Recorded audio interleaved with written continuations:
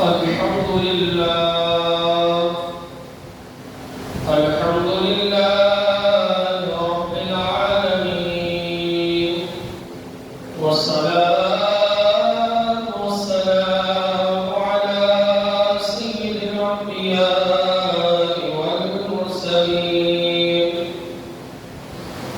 أما بعد فأعوذ بالله من الشيطان الرجيم بسم الله الرحمن الرحيم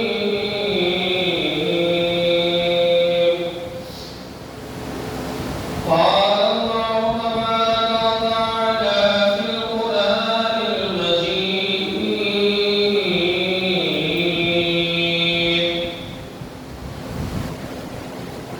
إن الله وملائكته يصلون على النبي يا أيها الذين آمنوا صلوا عليه وسلموا تسليما اللهم صل على سيدنا ومولانا محمد الوالد الجود والكرم وآله وبارك وسلم صلاة وسلام عليك يا سيدي يا رسول الله صل على نبينا صل على محمد البريء صل على كريمنا صل على محمد تعریف جو کرتا ہوں میں خیر الانام کی عزت بلند ہوتی ہے میرے کلام کی میری لحد میں لائیں گے تشریف مصطفیٰ عادت بنا رہا ہوں درود و سلام کی لوگ کہتے ہیں کہ کعبے میں خدا رہتا ہے بعض کہتے ہیں سر عرش اڑا رہتا ہے ہم فقیروں کا عقیدہ ہے کہ محبوب کریم اپنے محبوب کے جلووں میں بسا رہتا ہے صلی علی کریمنا صلی علی محمد صلی علی شفیعنا صلی علی محمد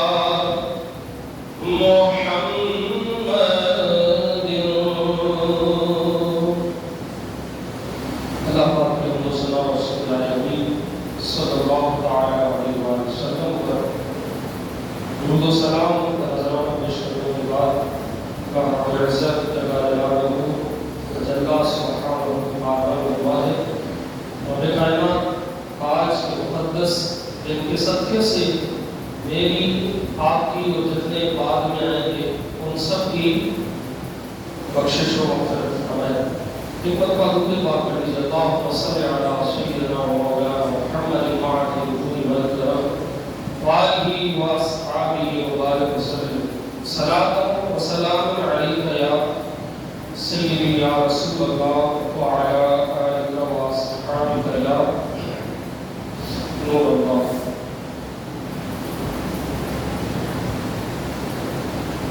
ایک طویل حدیث پاک میں نبی کریم علیہ السلام نے ارشاد فرمایا اولاد آدم مختلف طبقات پر پیدا کی گئی ہے۔ ان میں سے بعض کو اللہ تعالیٰ نے مومن پیدا فرمایا ہے، یعنی ان میں سے بعض ایمان والے پیدا ہوئے، حالت ایمان پر زندہ رہے۔ یہ حدیث بڑی توجہ کے ساتھ سننے جیسی ہے اور یہ جامع اور مانع حدیث ہے، بہت ساری حدیثوں کا یہ مجموعہ ہے۔ نبی کریم علیہ السلام نے فرمایا کہ اولاد آدم کو مختلف طبقات پر اللہ تبارک و تعالیٰ نے پیدا فرمایا ہے۔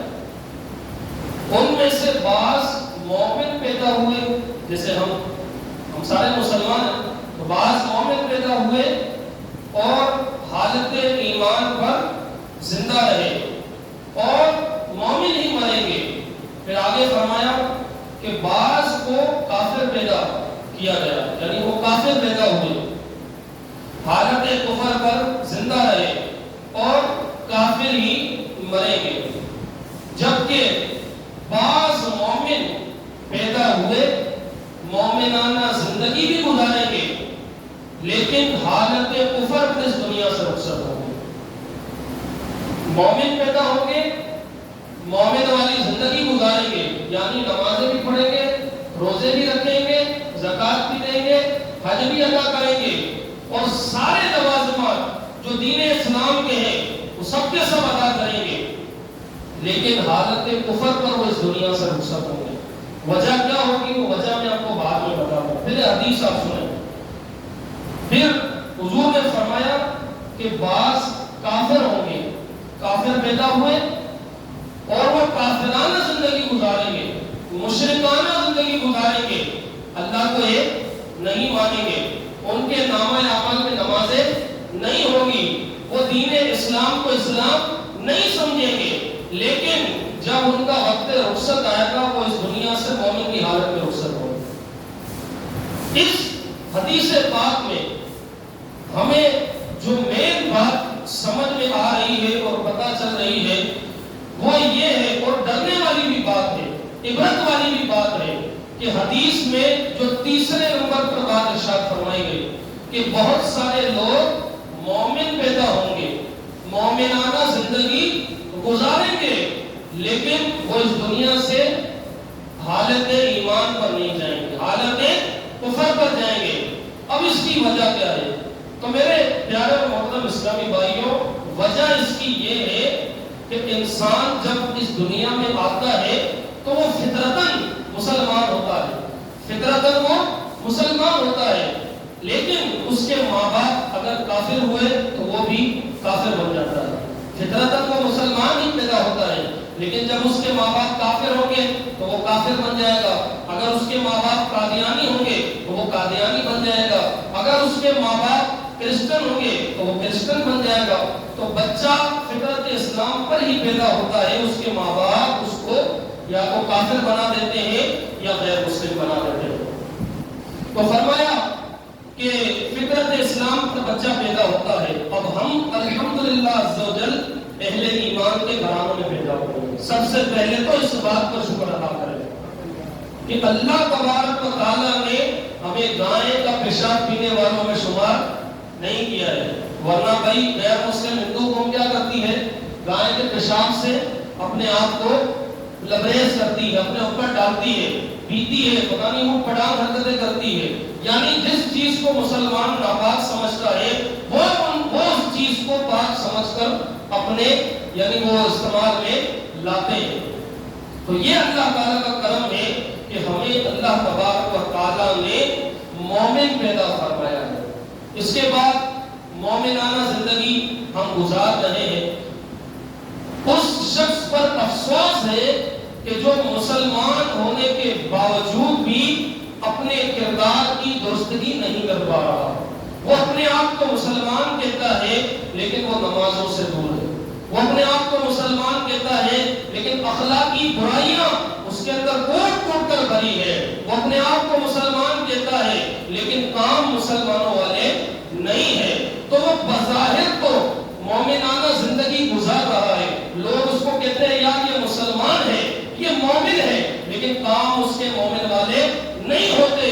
تو علماء فرماتے ہیں کہ اگر وہ مسلمان ہوا اور کام اس یعنی نماز قضا کرنا، والدین کو ستانا، غیبت کرنا، چغلی کرنا، وعدہ خلافی کرنا، دھوکے بازی کرنا، فراڈ کر کے لوگوں کو مال بیچ دینا اور طرح طرح کے ہتھیار اپنانا، کہا کہ اگر اس طرح زندگی گزارے گا تو علماء فرماتے ہیں کہ ایک وقت آئے گا کہ وہ اس دنیا سے اپنا ایمان سلامت لے جانے میں کامیاب نہیں ہوگا۔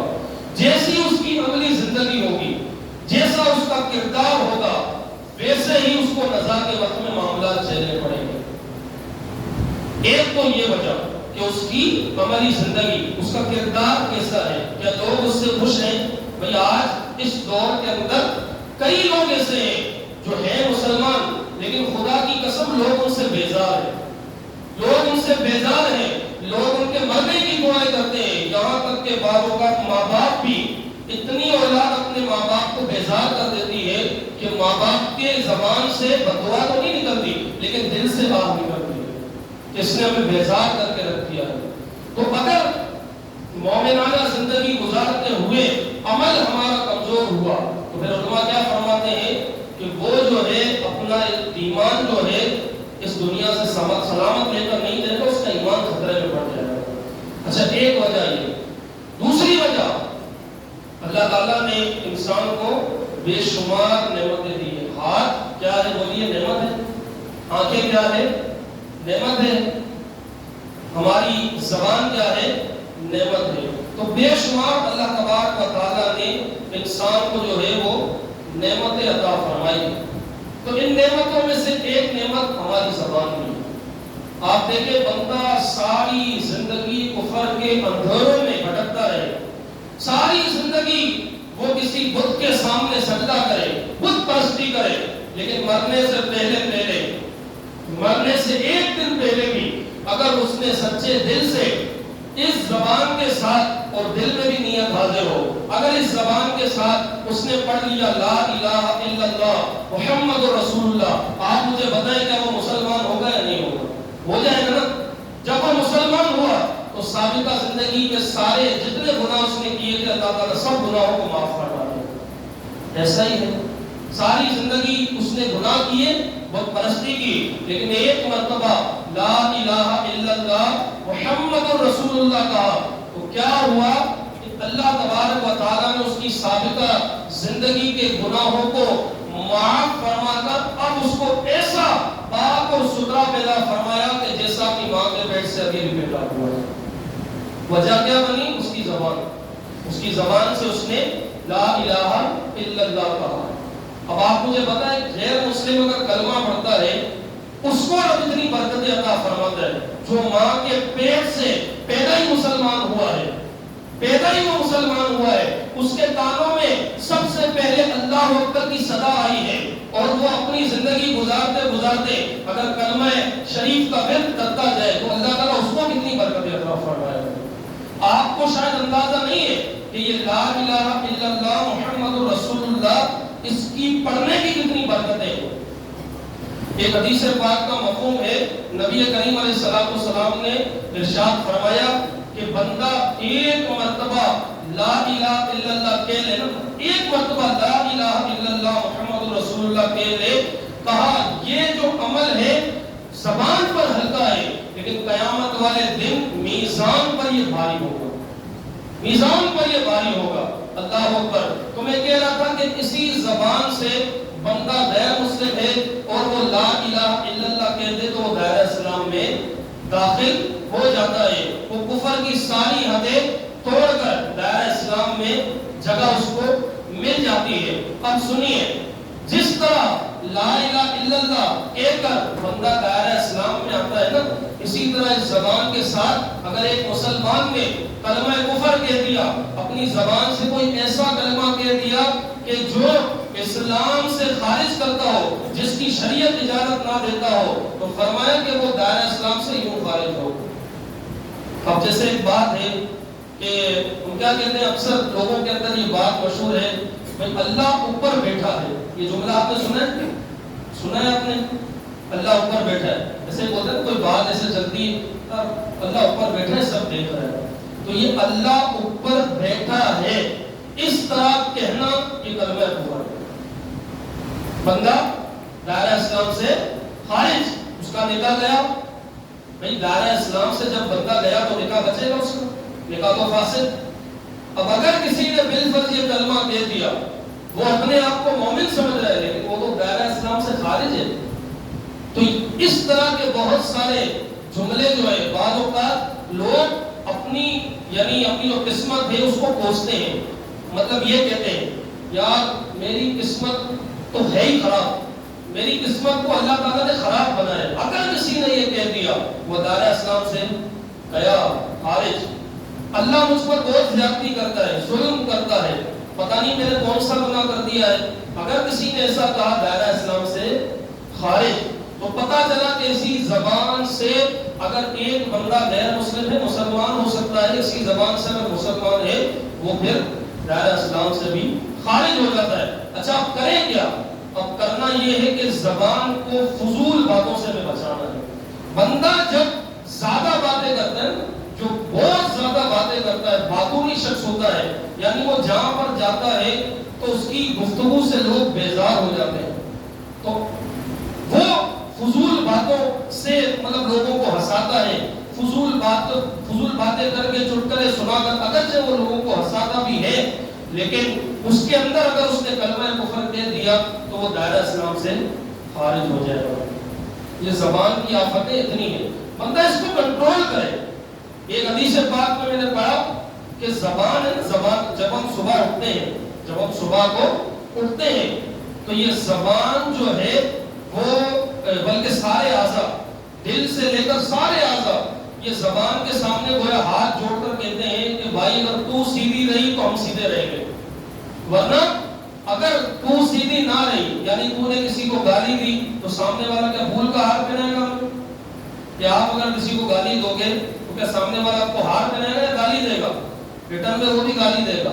اچھا جب گالی کی شروعات ہوگی تو پھر ہاتھا پائی ہوتی ہے. اب زبان نے غلطی کی، مار کس کو پڑ رہی ہے؟ جسم کو. منہ پہ مکہ لگ رہا ہے، پیٹ پہ مکہ لگ رہا ہے، مار جسم کو پڑ رہی ہے. زبان نے غلطی کی، مار جسم کو پڑ رہی ہے.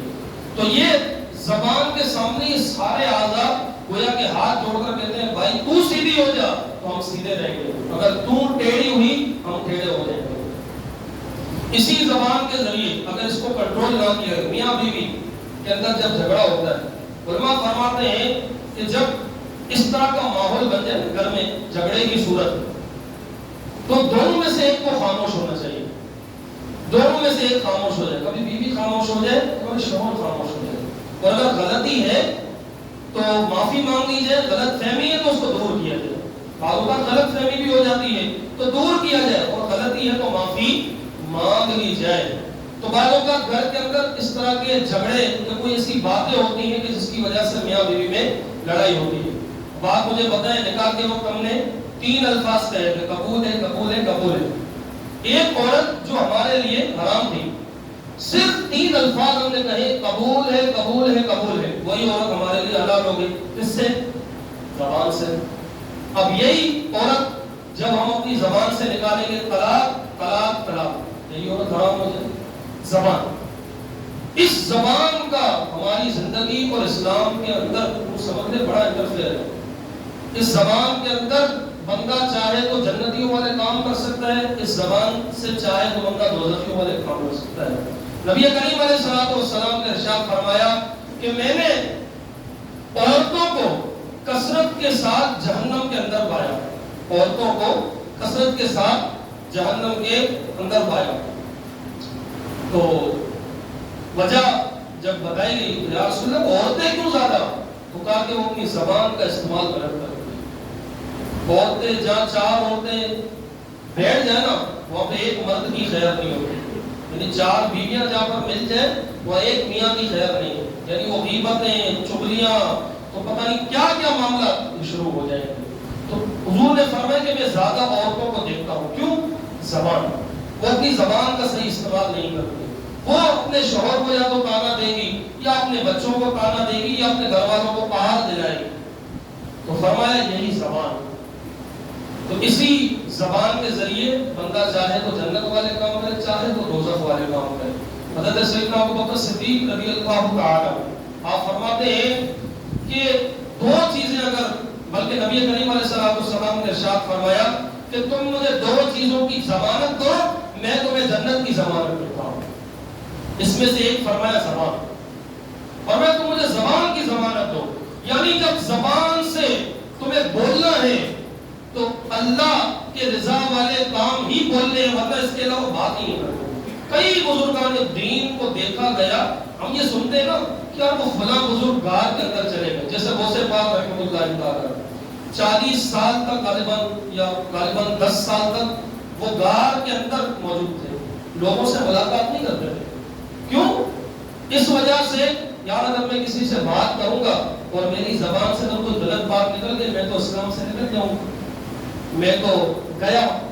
اس وجہ سے ڈرتے تھے، بات نہیں کرتے۔ اور ہمارا حال یہ ہے، بس زبان کا ایسا فضول استعمال کرتے ہیں، ایسا فضول استعمال کرتے ہیں کہ الامان الحفیظ۔ تو میرے پیارے اسلامی بھائیوں، اس زبان کو ہمیں صحیح استعمال کرنا ہے۔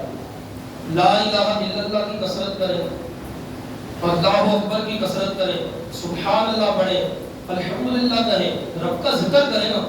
نہیں کرنا آتا ہے خاموش ہو جائیں، خاموشی اختیار کریں۔ اور میرے پیارے آقا علیہ السلام نے ارشاد فرمایا کہ جس شخص کو دیکھو نا کہ وہ خاموش ہے، یعنی وہ زیادہ باتیں نہیں کرتا، کہ اس کی سنگت اختیار کرو، اس کی دوستی اختیار کرو۔ اب ہمارے اندر اتنا جذبہ ہے، ہم تو دوست بھی اسی کو بناتے ہیں کہ جو یعنی کہ ایسا شخص ہو کہ زیادہ باتیں کرنے والا، بس وہ چٹکلے سنانے والا ہو، عجیب و غریب باتیں کرنے والا، ہم دوست بھی اس کو بناتے۔ حالانکہ حدیث میں ہے کہ دوست اس کو بناؤ جس کو خاموشی کا خزانہ دیا گیا ہو، اور یہ اتنی آسانی سے نہیں ملتا۔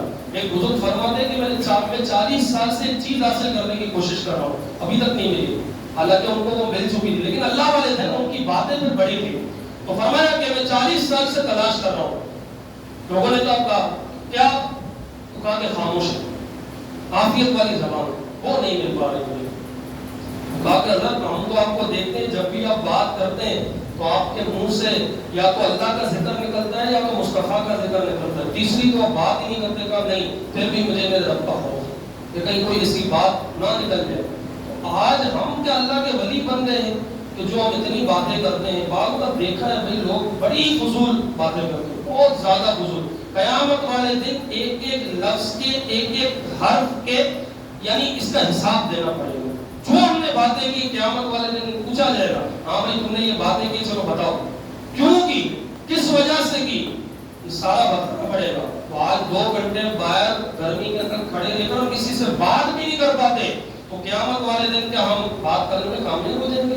کیا ہم جوابات دینے میں کامیاب ہوئے؟ نہیں۔ آخری ایک بات کرتا ہوں، حضرت سیدنا محمد بن کعب علیہ رحمۃ اللہ غفار بیان کرتے ہیں، سرکار دو عالم صلی اللہ تعالی علیہ وآلہ وسلم نے ایک مرتبہ ایک دروازے کی طرف اشارہ کر کے ارشاد فرمایا کہ جو سب سے پہلے اس دروازے سے داخل ہوگا وہ جنتی شخص ہوگا۔ سارے صحابہ کی نظر اس گیٹ کی طرف لگ گئی۔ حضرت سیدنا عبداللہ بن سلام صحابی رسول، وہ سب سے پہلے اس دروازے سے داخل ہوئے۔ یہ دیکھ کر کچھ صحابہ ان کے پاس پہنچے اور جو کچھ سرکار دو عالم صلی اللہ علیہ وسلم نے ان سے کہا تھا تو ان کے متعلق ان کو فرما دیا، یعنی ان کو خوشخبری دی کہ سرکار نے تمہیں جنتی فرمایا ہے، اس کی خبر دی، اور ان سے کہا کہ بھائی آپ ہمیں اپنے اندر ایسے مضبوط عمل کے بارے میں بتائیں کہ جس کے سبب آپ کو دنیا کے اندر ہی جنت کی بشارت مل گئی ہے، اور وہ بھی مصطفیٰ کی زبان سے ملی ہے۔ اللہ اکبر۔ تو آپ نے فرمایا کہ میں تو ایک کمزور شخص ہوں، میں تو ایک کمزور شخص ہوں، اگر کسی عمل کے سبب جنت میں جانے کی امید ہے تو وہ یہ ہے کہ میں بے فائدہ باتیں نہیں کرتا ہوں، فضول باتیں میں نہیں کرتا ہوں، صرف اللہ اور اس کے رسول کی باتیں کرتا ہوں۔ جہاں پر مجھے ایسا لگتا ہے کہ آپ 4 بندے مل کر فضول باتیں کر رہے ہیں، غیبتیں کر رہے ہیں، چغلیاں کر رہے ہیں، ایک دوسرے کی باتیں کر رہے ہیں، فرمایا میں اس مجلس سے اٹھ جاتا ہوں، چلا جاتا ہوں، اپنے گھر کے اندر رہنا میں زیادہ پسند کرتا ہوں اس مجلس سے زیادہ۔ تو میرے پیارے اسلامی بھائیوں، پیارے آقا علیہ السلام نے گویا کہ اپنی زبان کی حفاظت کرنے والے کو جنتی قرار دیا ہے۔ تو آج اس عید کے موقع پر ایک یہ بھی تحفہ دے کر جائیں کہ کم از کم اپنی زبان کا صحیح استعمال کریں، جہاں تک ہو سکے ممکن ہو سکے اس کو ہم صحیح استعمال کریں، ورنہ تو پھر کریں ہی نہ، ورنہ قیامت والے دن ہم پھنس جائیں گے۔ اللہ کریم سے دعا کرتے ہیں جو کچھ سنا سے یاد رکھنے، اس کو عمل کرنے کی توفیق عطا فرمائے، آمین بجائے نبی امین صلی اللہ علیہ وسلم۔ نماز عید کا طریقہ بیان کرنے کی ضرورت آتے سب آتے بیان کرو۔ نماز عید الاضحیٰ کی نیت یہ ہے کہ نیت کرتا ہوں میں نماز عید الاضحیٰ کی 7-6 زائد تکبیروں کے واسطے اللہ تعالیٰ کے، تو میرا قبلے کی طرف، پیچھے امام کے، اللہ اکبر۔ اتنی لمبی چوڑی نیت آپ کو یاد نہیں ہے، کم از کم یہ بول دیں جو نماز امام کی وہی میری، جو نماز امام کی وہی میری، یہ بھی نیت آپ کی ہو جائے گی۔ اس کے بعد امام کہے گا اللہ اکبر، آپ نے بھی کہنا ہے اللہ اکبر، آپ کا پڑھیں گے، ثنا پڑھیں گے۔ کیا پڑھیں گے؟ ثنا آپ نے بھی پڑھنی ہے، میں بھی پڑھوں گا۔ اس کے بعد امام کہے گا اللہ اکبر، ہاتھ اٹھا کر آپ نے بھی اٹھانے، امام بھی اٹھائے گا، ہاتھ چھوڑ دیں گے، یہ پہلی تکبیر ہوگی۔ پھر اس کے بعد اللہ اکبر، ہاتھ اٹھانے ہیں، چھوڑ دیں گے، اللہ اکبر، ہاتھ اٹھانے ہیں، ہاتھ باندھ دیں گے۔ اس کے بعد امام قرات کرے گا، پھر رکوع سجود۔ اس کے بعد دوسری رکعت کے اندر پہلے قرات ہوگی، اس کے بعد رکوع میں جانے سے پہلے 3 تکبیریں کہی جائیں گی۔ اللہ اکبر، ہاتھ اٹھانے ہیں، ہاتھ چھوڑ دیں گے، اللہ اکبر، ہاتھ اٹھانے ہیں، ہاتھ چھوڑ دیں گے، اللہ اکبر، ہاتھ اٹھانے ہیں، ہاتھ چھوڑ دینے ہیں۔ اور اس کے بعد جو چوتھی یعنی رکوع میں دوسری رکعت کے اندر جو چوتھی تکبیر کہی جائے گی، اس میں کیا کرنا ہے، ہمیں رکوع میں چلے جانا ہے۔ اسی طرح ہماری نماز مکمل ہو جائے گی۔ اللہ تعالیٰ ہمیں عمل کرنے کی توفیق عطا فرمائے، آمین بجاہ نبی صلی اللہ علیہ وسلم۔ صفحے بنا لیجیے۔